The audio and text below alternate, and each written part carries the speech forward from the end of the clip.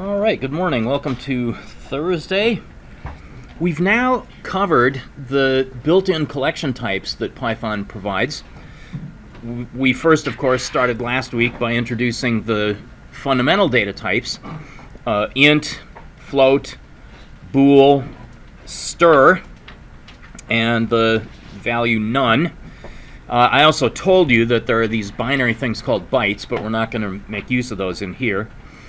And from those, we can build lists using square brackets, tuples using parentheses, sets using curly braces, and dictionaries, which also use curly braces, the distinction being that for a dictionary, each item in a dictionary is a key value pair.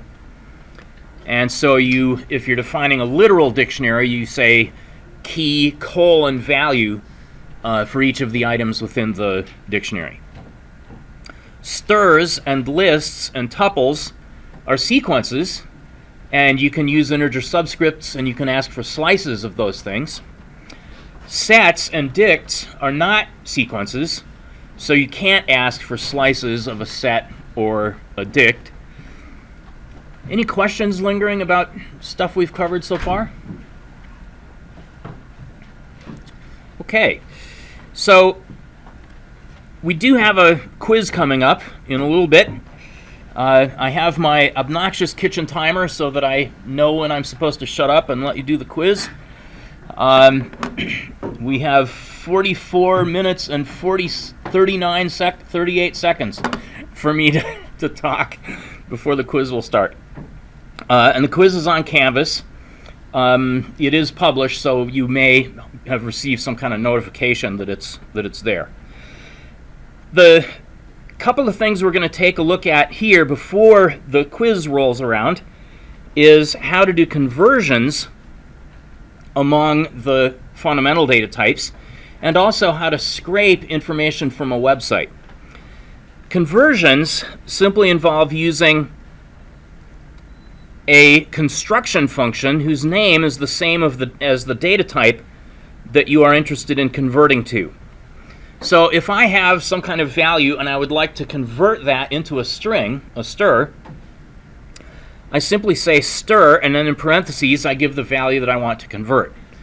And virtually any kind of object can be converted to a string, because of course you want to be able to see on the screen a human readable representation of pretty much any kind of object, and so what you will get from this str function is a human readable representation. So if I convert the value none into a str, what I get is just the four characters, capital N, little one, in quotes. If I convert this float value to a str, I get a string representation of that in double quotes. Now in this case, the str conversion function chose to expand that out to a bunch of digit places and not include an exponent. If I had a much larger value or a much smaller value, str would probably go ahead and include the exponent. So if I said something like 1.234 e minus 40 as a str, in that case, str decides, well, that's way too many zeros to display after the decimal point, so I'll just go ahead and represent that as a string, 1.234 e minus 40. I think I skimmed over this n to ek thing. Did I? Maybe I didn't even talk about that. I didn't even talk about that. How clever of me. Oh, no, I did. I did talk about it, except that I didn't talk about it aloud. Oh, well. So n to ek is an object here that refers to the keys for this dictionary that we created on Tuesday called n to e. And you can use n to ek really just as an abbreviation or a shorthand for n to e dot keys. In this conversion, if I represent n to ek as a str, what I get back, which may or may not be very interesting for a human being to read, is that NTEK is a dict keys in which the keys are John, L, and Bob. All right. So that's probably not something that a user running your program would be interested in seeing. I just throw that in as an example of what I suggested was that just about anything can be converted to a string. You can convert among the various numerical types and strs and bools, more or less following rules that you would probably expect. If I convert a floating point number to an int, well, what are the two ways to do this? Well, there's three ways I guess we could do this. We could round it, we could truncate it, we could shove everything in the direction of minus infinity. It turns out that the rule Python uses for converting floating point values to integers this way is the same as the rule that the C and C++ languages and Java, I presume, use, which is that the fraction part is just chopped off. So if I have this floating point value 4.567, and I say I want to explicitly convert that to int, I just get the whole number part, the 4. Similarly, for a negative floating point value, again, the fraction gets chopped off, and I just get the whole number part, the minus 4. I can convert a string to an int if it makes sense. So here, the sequence of characters, 4, 5, 6, certainly makes sense as an integer. And I can convert true and false to ints. True always converts to a 1. False always converts to a 0. Here we're doing some conversions of floats. An int to a float just changes the data type and adds a 0.0 in the output representation. If you have a string that accurately represents a floating point number, then the string will also be converted into a float. Now, that conversion can only occur, of course, within the precision that can be stored within a float. If I try to say something like float 1, 2, 3, 4 point, and then I just keep typing digits, well, that's way too much precision to actually represent. So the conversion does occur, but the trailing digits that won't fit within the representation just get thrown away. All right? Any value that is not 0, if you convert it to a bool, is going to be true. So 4321 is true, 5 is true, 1 is true, minus 13 is true. Anything that is 0, or for that matter, an empty string, is treated as false. Okay, so if I convert the floating point value 0.0 to bool, that's false. If I convert the empty string, just quote, to bool, that's also false. Now, here in this final example, we have a string that contains a space character. All right, so that's not technically an empty string, even though you might say, well, looks pretty empty. But no, there's a space character in there, and so converting that to a bool gives me true. All right, so that's basically what's going on with conversions. They work in the way that they ought to work, is the bottom line. Any questions? Okay, now for your project and for your actual life when you're out having a job, one of the things that you need to do with Python is to obtain data that you can manipulate and analyze using Python. And of course, one of the places where there's an awful lot of data is the web. So a necessary thing to know how to do in Python is how to scrape information from a website. Okay? And the steps involved in doing this at a very high level include opening a connection to the website. This is very much like opening access to a file. It's just that you're using a website URL instead of a file path name. Then we download or read the source code representation for that web page. Having downloaded that source code, we then convert. Well, we can convert, and it's a good idea to convert what we have downloaded into something called a Beautiful Soup object. Now, the Beautiful Soup object will maintain the hierarchical relationship among the parts of the website that are implied within the HTML code for the website. And we can then extract the various tagged parts of the website using built-in Beautiful Soup capabilities. As an intermediate step here, it's a good idea to write your Beautiful Soup into a file. That is going to be a human-readable text file that you can edit with the editor of your choice, as long as that editor is able to handle large files. And you can scan through the hierarchical representation of the website to make sure that the website contains the information that you actually want, and so that you see what the tags are that bound the particular tables or the particular values that you care about. All right, so I'm going to demonstrate this for you. Here is how we open access to a URL. We use a function called URL open, just like the open function that we use for a file, except that we give a URL name instead of a file path name.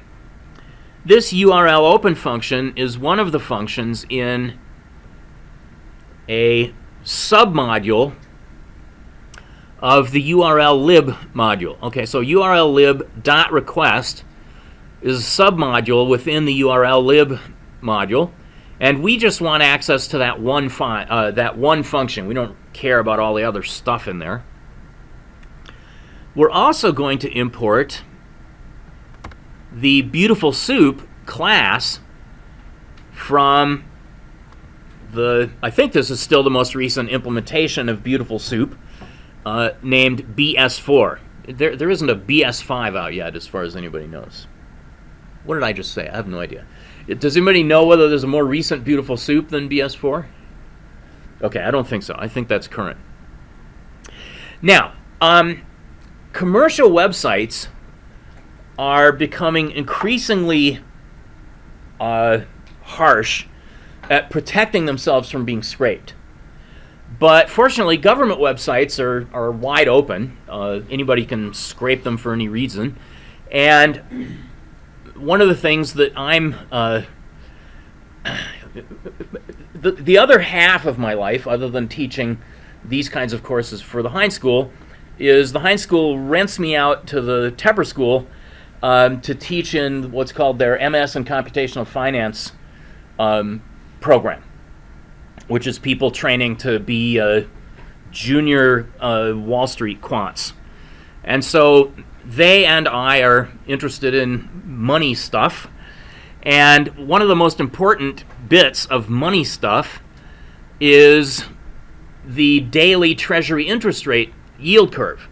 If the yield curve is getting too flat, that's an indicator possibly that the economy is in trouble and the stock market might start falling. If the yield curve is steep, so that short rates are much lower than long rates, that indicates that the economy is probably doing very well. For one thing, if the interest rate is steep, so that short-term rates are low and long-term rates are high, that means that banks are able to make money trivially by lending to people. Okay. So banks really like steep interest rate curves, because then it's easy to just create money for themselves. Anyway, but there is a website that has the daily interest rates on it, and I can just Google for United States Treasury yield curve. Google for anything that interests you, and very likely you'll find some website that has a convenient table of data that you can suck down and look at. And sure enough, daily Treasury yield curves is the first thing that pops up on Google. This is a government website, treasury.gov. So it doesn't protect itself from scraping. You can scrape it very readily. And here we have a table of interest rates ranging from 1 month interest rates all the way out to 30-year interest rates for every business day so far during 2020. Now, we don't even have a full month yet in 2020. So looking at this collection of 2020 interest rate curves is not very interesting. There's not much happening yet. So what we're going to do instead is to look at all of last year. So I can pull up all of 2019 to get a really huge table all the way from January 2nd of last year through December 31st. So apparently December 31st was not a weekend day, and so we got all the way through the last day of last year. Roughly speaking, there are about 250 business days. That is, days that are not weekends and days that are not federal holidays. There's roughly 250 in a year, plus or minus.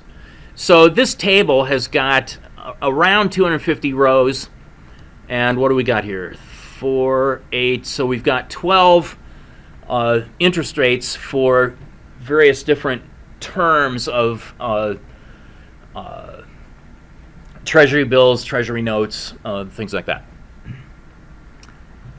Any questions so far? Okay, you trust me that this is a table of values, right? That's the main thing. Okay. So, what we're going to do is we're going to open that table. And by the way, all I did to get this URL for the table was to copy and paste this URL, out of my browser, right? There's the URL that contains this table. That's the table that I want. And so all I did was copy and paste that into my Python code.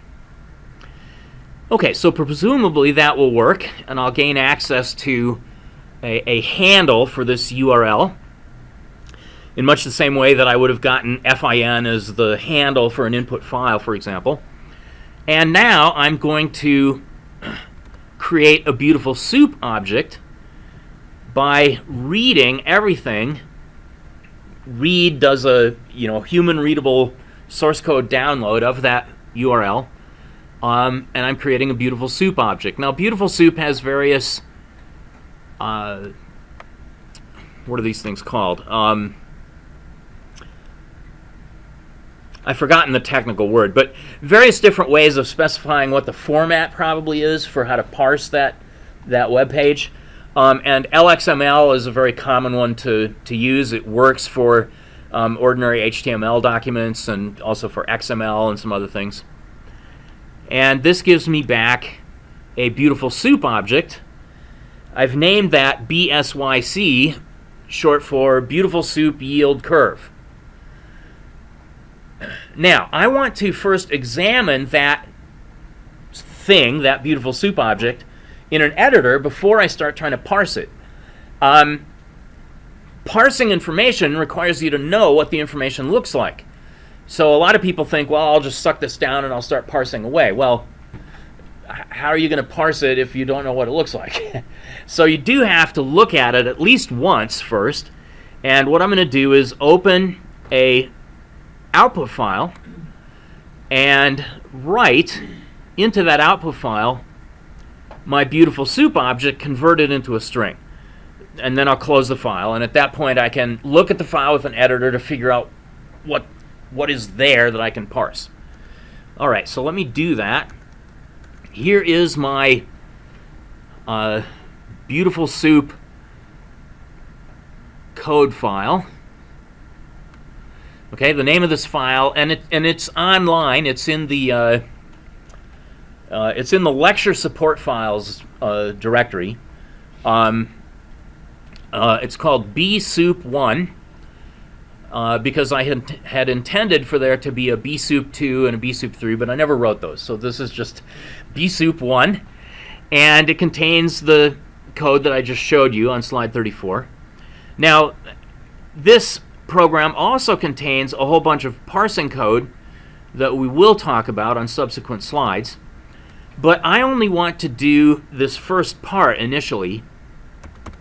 So what I've done is I've thrown in an exit function call, which will terminate this program so that it won't continue going on to the next part. Alrighty, so let me run this guy. And depending on how quick my web response is, this will either run quickly or slowly.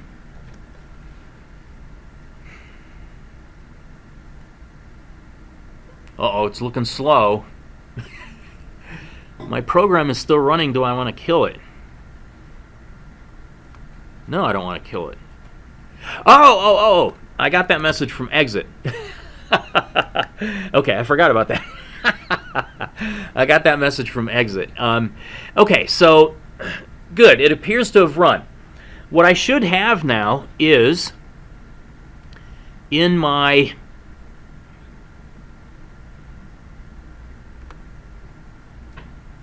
here we go. In my DFP B3 2020 directory, which is where my program is stored, I now have this bsyc_temp text document. And I can, for example, try to load that thing into Notepad. Notepad may croak, but let's see what happens.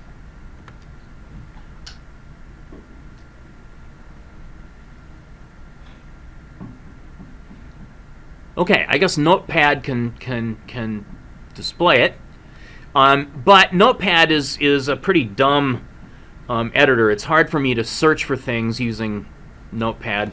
I'm going to fire up a different editor instead, called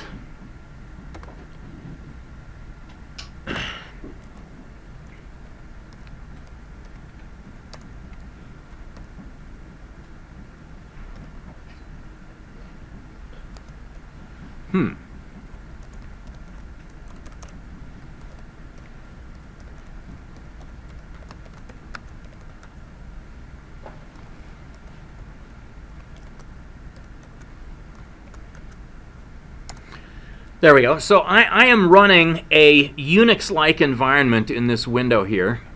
And here are the files in my DFP B3 2020 directory.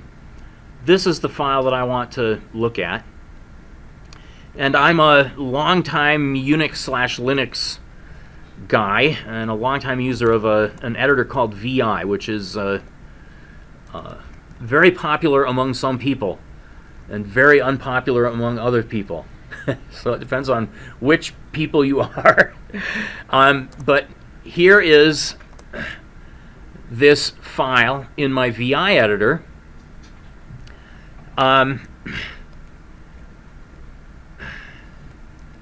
And you'll notice that this thing starts out with exclamation mark doc type HTML. So that's a good clue that this is an HTML document. We have in here, where's the title? Oh, I know, my window is off the bottom of the screen a little bit. All right, let me pull this up.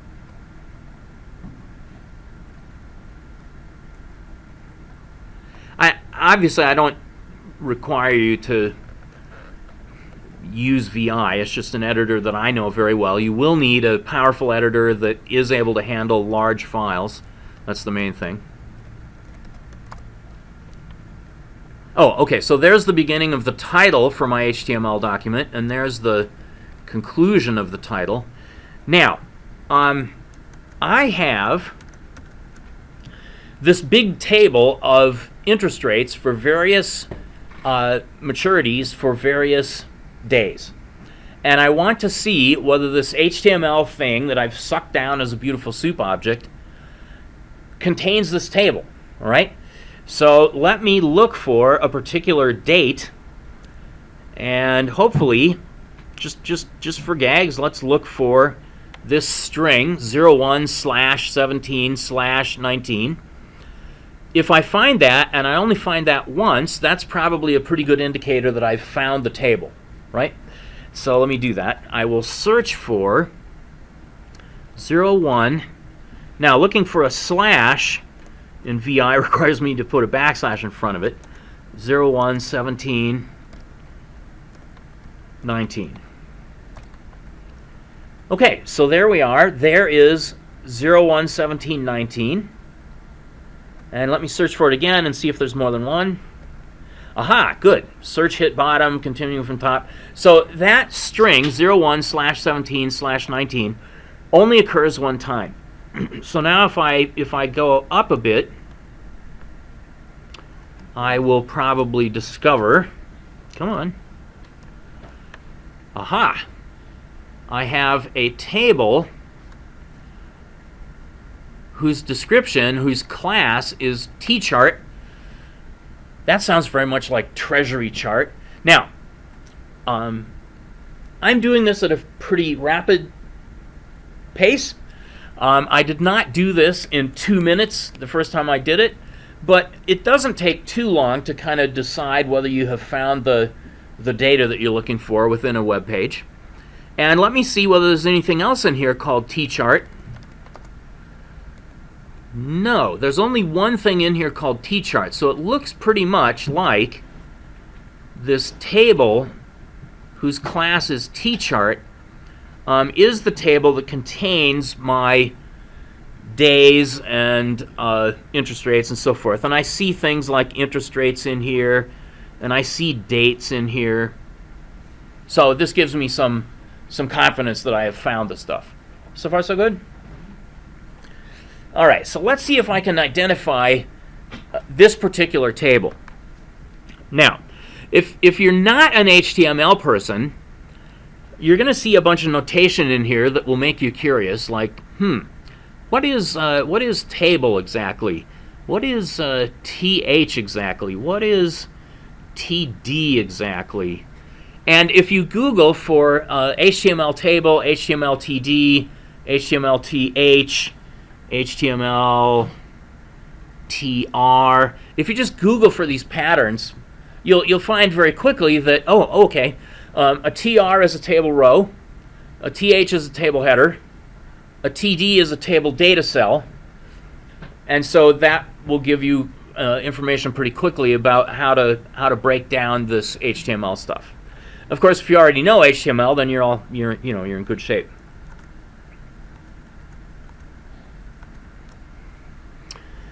All right, so I think I have found what I want. All right, so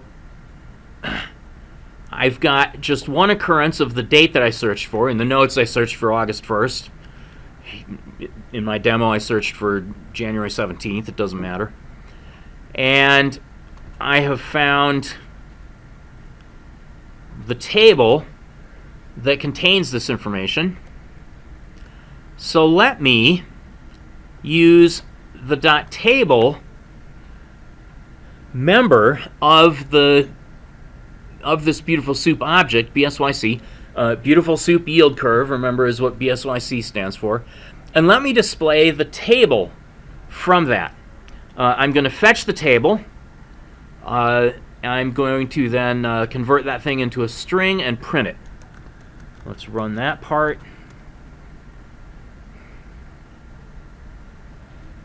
Okay, so I'm just going to move down my exit.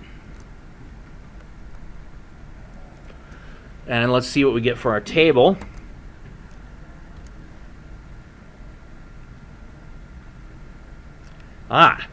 Okay.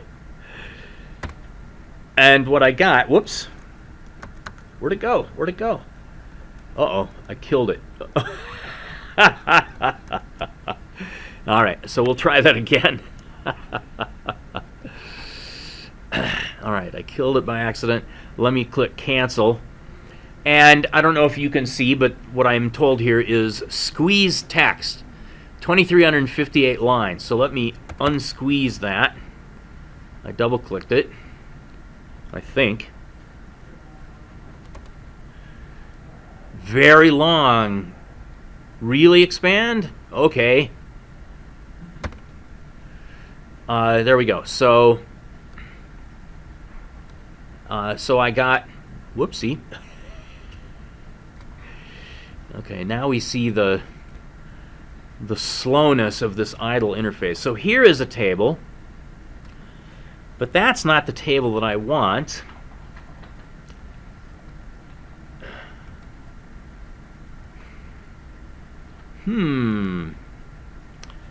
So I appear to be getting a lot more stuff than what I want. In fact, what I'm getting when I ask for table is everything that is a table. Let me see if I can find.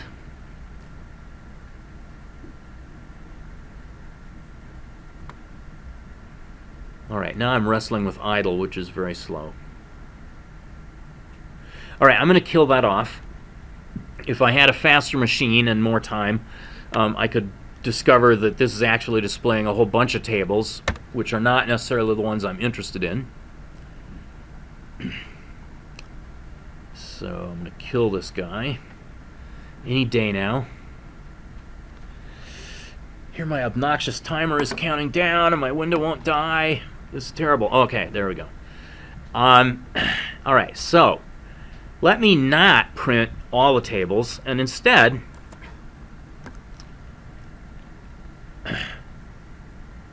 just print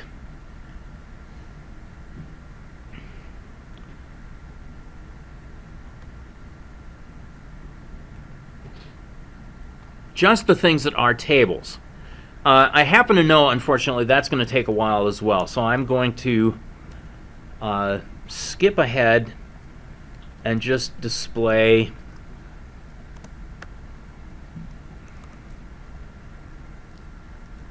how many tables there are. All right, so let me just display how many tables there are. Chug, chug, chug.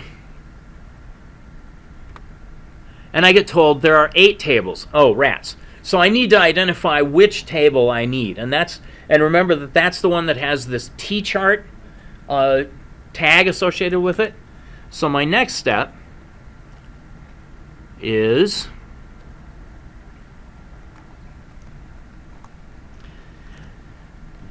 if you have too much information, here is a trick that you can use. Table list that I get back from find all table is going to be, as we saw from that print statement, a list of 8 tables. And if you just want to see the first portion of each table rather than the entire contents of each table, what you can do is you can use a for loop to loop through the tables, and for each table, convert that table to a string, and then ask for a slice of just the first 50 characters of the table. So you don't see the entire table, you just see the first 50 characters, which is enough to help you identify what is going on with that table. Let's do that.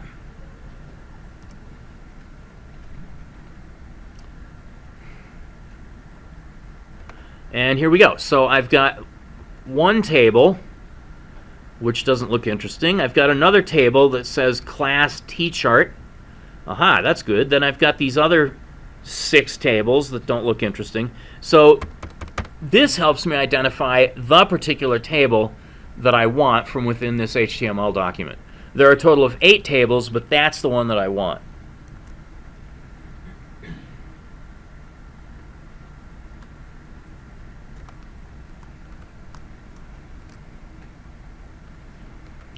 So I'm going to revise my find all search here so that it's looking for tables, but only, notice that this is a dictionary.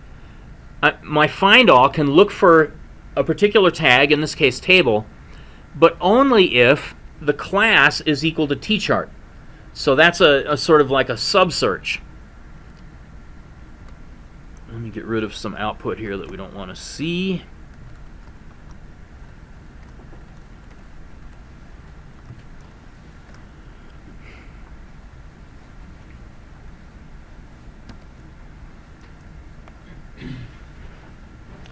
Okay, so there is only one T-chart table, and that's good. So that's the one I want. Now, find all always gives me back a list. It's just that in this case, there's only one item in the list. To grab that initial item from the list, I use my subscript 0. So TC table list sub 0 is the T-chart table.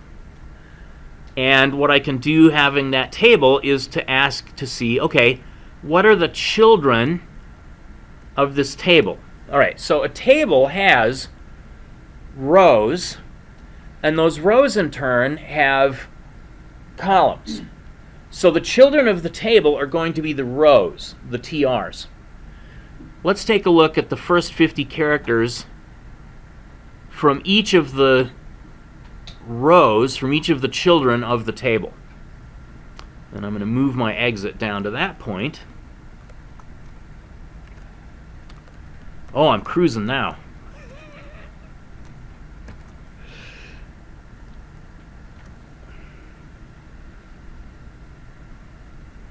Okay. Well, that was a lot.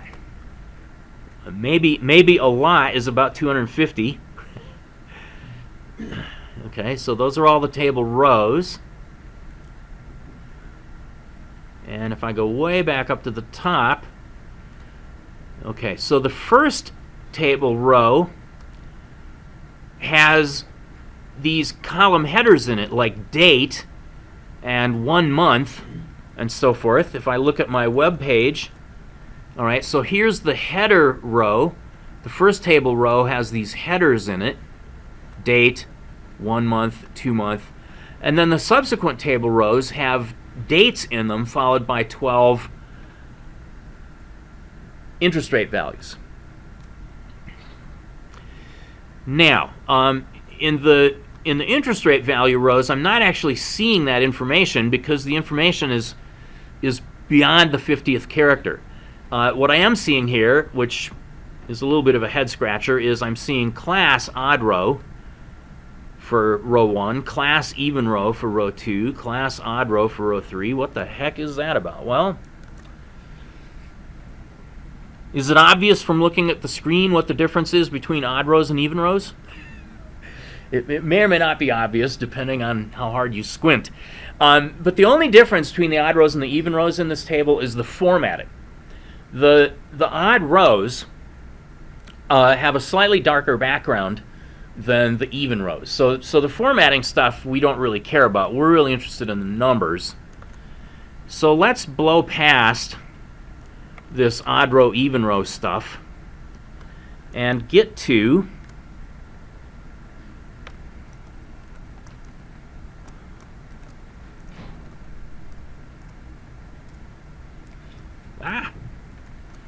what happened here?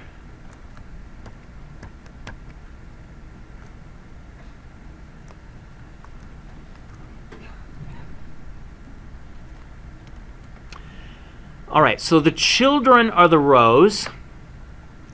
What I want now are the columns within those rows. So I want the children of the children.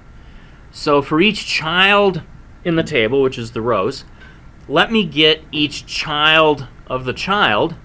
These are going to be the cells. And let me display the first 50 characters from each cell to see whether a lot of that looks like interest rate values that I want to extract.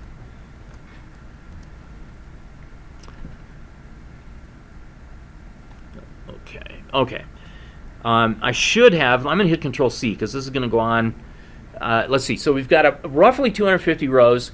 We've got 13 columns per row. So this is going to be, what, like 3,000 rows of stuff. I'm too impatient to wait for this. Well, we're almost done. We're up into November now. There we go. Okay, so that looks like what I want. That looks like data that I'm interested in. I'm down to the table data cells. The first bit of data in each row is the date string, and the second bit of data is for the 1 month Treasury bill,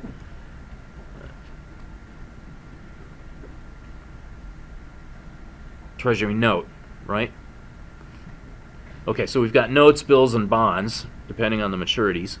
So we've got 1 month, 2 month, 3 month, and then we've got 6 month, 1 year, 2 year, and so forth.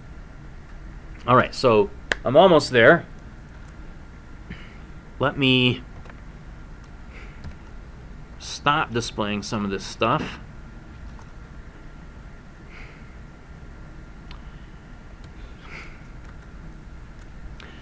So I'm almost there, but I don't want all of this extra text around all this stuff, right? I just want this part. I want the date or the value. Well, each one of these things here is a table data cell, and come on. There we go. So each one of these things is a table data cell, and I can ask for the contents of the cell rather than the entire description of the cell by asking for contents. Okay, so to display the output that I just saw, what I did was I converted the entire text describing the cell into a string, and then I asked to see the first 50 characters of it. But now that I'm confident that those values are the values that I want, let me just display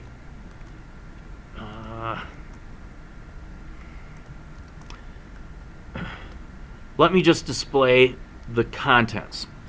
Okay, so I found the table. It's the T-chart table. I've asked for the children of the table, which are the rows. I've asked for the children of the children, which are the columns. And now I'm asking for the contents of the children, which are the actual values that I care about, the dates and the interest rate amounts. And I'm finally going to get what I want. Oh, well, I would if I had... I would get what I want if I had forgotten to remove... If I had remembered to remove my exit statement. Let me kill that guy. I forgot to move this thing down. Okay, so that's actually the end of the program. That's it. So let me save it and run it. Chug, chug, chug.